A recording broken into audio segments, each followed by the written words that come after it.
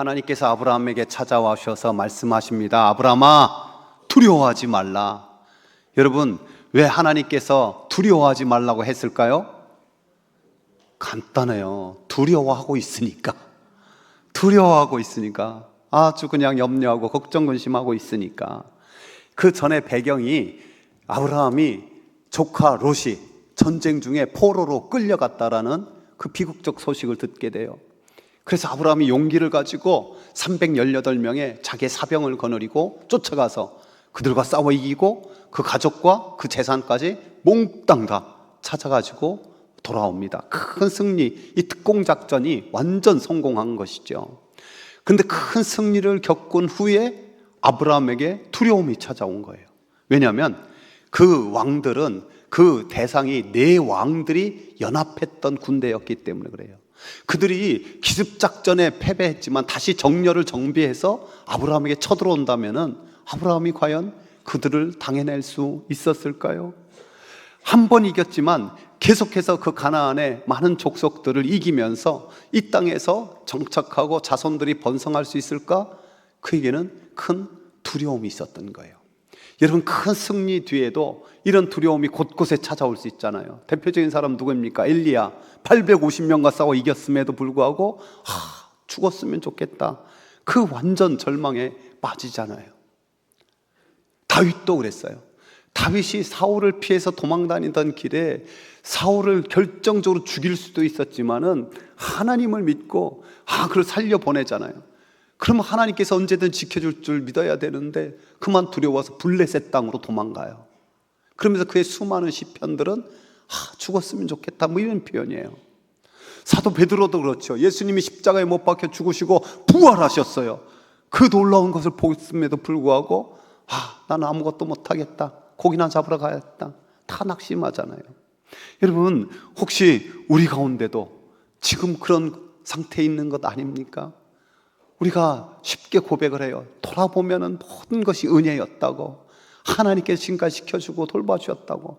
근데 미래를 생각하면 이게 두려워, 캄캄해. 정말 또 잘 살아낼 수 있을까? 그런 상황이에요. 여러분, 그런 상황에 주님이 찾아오신 거예요. 근데 아브라함이 그때 뭐 하고 있었느냐? 하나님 앞에 간절히 기도하고 있었어요. 그걸 어떻게 할 수 있느냐? 여호와의 말씀이 환상 중에 임하매. 여호와의 말씀 환상 중에 임했다.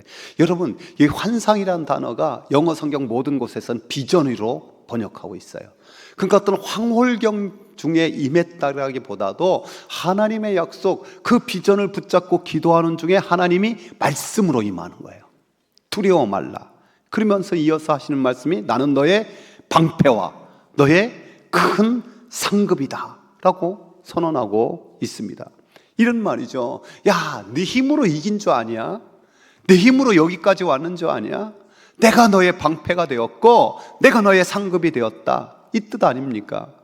방패를 조금만 더 살펴보면은 앞으로 그들이 어떤 보복을 와도 내가 너를 지켜줄 거야, 내가 너를 보호할 거야, 이게 방패죠. 어떤 악한 자가 이기지 못하도록 내가 너를 붙들어 주겠다, 지켜주겠다. 여러분, 믿음의 사람들은 항상 하나님이 나의 방패가 되심을 인정하고 고백해야 돼요. 그래서 성경이 이렇게 말씀하고 있잖아요. 함께 읽어봅시다.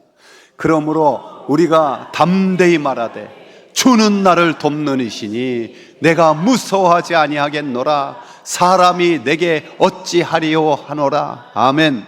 우리 손 한번 축복합시다. 하나님이 우리의 방패십니다. 아멘. 또한 상급이라고 말씀하고 있어요. 상급은 뭘까요? 하나님이 아브라함에게 주신 세 가지 약속. 내가 너의 이름을 창대하게 하리라, 너를 큰 민족을 이루게 하리라, 너는 복의 근원이 되라. 그 약속을 하나님이 친히 이루어 가시겠다라는 것. 그래서 하나님이 나의 상급이라고 말씀하고 있는 겁니다. 하나님의 마음에 맞았던 다윗도 믿음으로 하는 고백이 늘 이런 고백이었죠. 여호와는 나의 산업과 나의 잔의 소득이시니 나의 분깃을 지키시느니이다. 여호와가 나의 산업이다. 쉽게 말해서 여호와가 나의 사업이다, 기업이다, 나의 직장이다, 이런 뜻이에요. 하나님을 믿는 것이 나의 1차적인 직업이고 1차적인 사업이고 1차적인 기업이다. 반대로 또 하나님이 나의 기업을 붙들어 주시고 하나님께서 나의 산업을 지켜주시고 이 고백이 순환되는 거예요. 그래서 우리는 우리의 꿈이 비록 희미해지고 또 낙심되는 상황이 올지라도 더욱더 하나님 앞에 나아갈 수 있기를 원합니다. 주저앉지 말고 기도할 수 있기를 바랍니다. 특별히 하나님의 약속, 비전을 품고 기도할 수 있기를 원합니다. 하나님께서 방패와 상급이 되어주시는 줄 믿습니다. 그런데 아브라함을 괴롭힌 것이요, 그 가나안 땅의 형편이라든지 또는 그 가나안 족속들의 침략에 대한 위협이라기보다도 더 근본적인 것이 하나 있었어요. 더 근본적인 것은 뭐냐면 하나님의 약속이 더디 이루어지는 거예요. 하나님의 약속이 아직 이루어지지 않는 거예요. 큰 민족을 이루어 주시겠다고 했지만 현실은 아들 하나 없는 거예요. 하나님께서 믿음이 약해진 이 아브라함, 이미 13장에 보면요, 창세기 13장에 찾아와셔서 이렇게 말씀하세요. 함께 읽어볼까요? 내가 내 자손이 땅에 티끌같이 하리니 사람이 땅의 티끌을 능히 셀 수 있을진데 내 자손도 세리라. 땅의 티끌처럼 셀 수 없을 만큼 주시겠다. 다시 한번 그 비전으로 충만해지도록 말씀을 주시는 거예요. 하지만 이 말씀 후에도 10여 년의 세월이 그냥 흘러가 버리는 거예요. 대책 없이. 날이 갈수록 육신은 늙어지고 있고 점점 지치는 겁니다. 여러분, 사람이 희망을 품고 소망을 품고 있어도 그것이 더디러워지면 어떻게 됩니까? 잠언서에서는 직접적으로 이렇게 말씀하고 있더라고요. 소망이 더디러워지면 그것이 마음을 상하게 하거니와 소원이 이루어지는 것이 곧 생명나무라. 상처가 된다는 거예요. 소원이 안 이루어지니까 상처가 되는 거예요. 요즘 청년들 말로는 사자성어가 있더라고요. 희망 고문. 희망 고문 시키지 마라. 어떻게 보면 오늘 말씀을 보면서 청년들은 하나님이 아브라함을 희망 고문 시키는 거 아니야? 이렇게 해석할 수도 있을 거예요. 그래서 나는 내 방패다, 지극히 큰 너의 상급이다, 이 하나님의 선언에도 불구하고 아브라함은 그 뒤에 말씀 보니까 투덜거리고 불평해요. 주 여호와여, 무엇을 내게 주시리 하나이까? 나는 자식이 없사오니 나의 상속자는 이 다메섹 사람 엘리에셀이니이다. 아브라함이 또 이르되 주께서 내게 씨를 주지 아니하셨으니 내 집에서 길린 자가 내 상속자가 될 것이니이다. 제가 구체적으로 5가지로 한번 나눠봤어요. 이 말을. 내게 무엇을 주시지 하나이까? 의심하는 거예요. 정말 주기는 할 겁니까? 내 나이에 이게 가능할까요?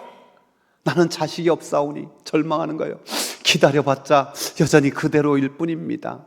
나의 상속자는 이 다메섹 사람 엘리에셀입니다. 좌절한 거죠. 그냥 이대로 살아가야죠. 주께서 내게 씨를 주지 아니하셨으니 원망하는 거예요. 주신다고 해놓고 이게 뭡니까? 내 집에서 길린 자가 내 상속자가 될 것이니 속단해 버리는 거예요. 이제 그냥 하나님 방법 아니라 인간적 방법으로 그냥 해결하는 게 나을 것 같습니다. 이런 거예요. 여러분, 근데 사실 이게 중요해요. 하나님 앞에 솔직하게 내 마음을 토로해 놓는 거예요.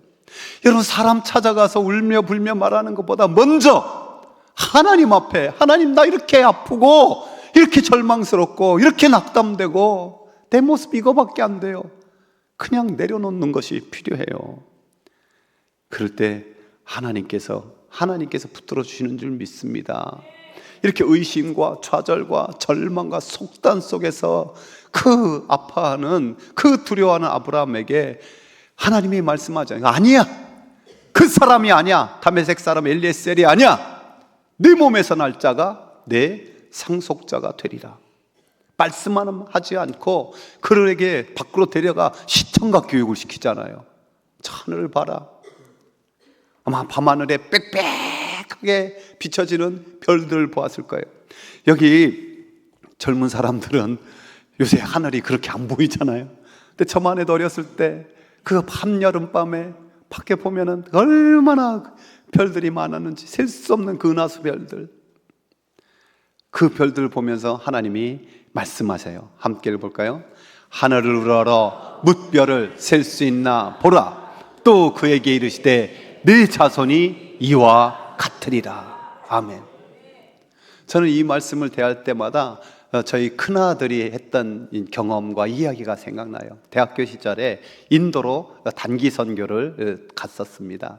그 인도에서 선교하시는 목사님, 선교사님 통해서 그 열악한 형편에서 열정적으로 선교하시는 그 모습에 은혜를 받았는데, 그런데 여러 가지 불편한 시설 속에서 또 이렇게 생활하다 보니까 또 음식도 입에 잘 안 맞고 제대로 씻지도 잘 못하는 그런 형편에 아주 그냥 힘겹게 이렇게 일들을 많이 시켰대요. 그래서 약간 불만이 막 쏟아져 때 마지막에 인도 해변가에 가서 그 모래밭에 야, 다 누워! 그러시더라고요. 그래서 해변가에 그 모래밭 위에 벌러덩 다 누웠더니 와, 밤하늘의 별이 정말 그렇게 촉촉하게 맺어낸 가득한 별을 자기 생전 처음에 이렇게 하늘의 별이 많이 보이는구나 경험했대요. 잠시 후에 선교사님이 강력하게 선포하시랍니다. 여러분이 누워있는 이 해변의 모든 모래알보다, 저 하늘에 빛나는 저 별들보다 하나님은 여러분을 향한 비전이 훨씬 더 많이 있습니다. 하나님의 약속이 훨씬 더 많습니다. 그 약속을 붙들고 어떤 상황, 어떤 형편에도 여러분의 삶이 하나님 앞에 드려지길 원합니다. 여러분이 비전의 사람이 되어서 녹슬 없어지지 말고 닳아서 없어지는 그런 인생이 되십시오. 너무너무 큰 은혜를 받았다고 하더라고요. 참 요즘에 밤하늘에 별이 보이지 않아서 참 안타까워요. 그렇지만 우리가 압니다. 내 눈에는 안 보여도 저 하늘에는 이 바닷가의 모래보다도 더 많은 별들이 있다라고 과학자들이 말하잖아요. 더 엄청난 별들이 있는 거예요. 여러분, 하나님의 비전이 우리의 삶 속에 비슷할 때가 언제나 많습니까? 그 안개가 너무너무 짙고 먹구름이 가득하여서 아무것도 보이지 않는 것.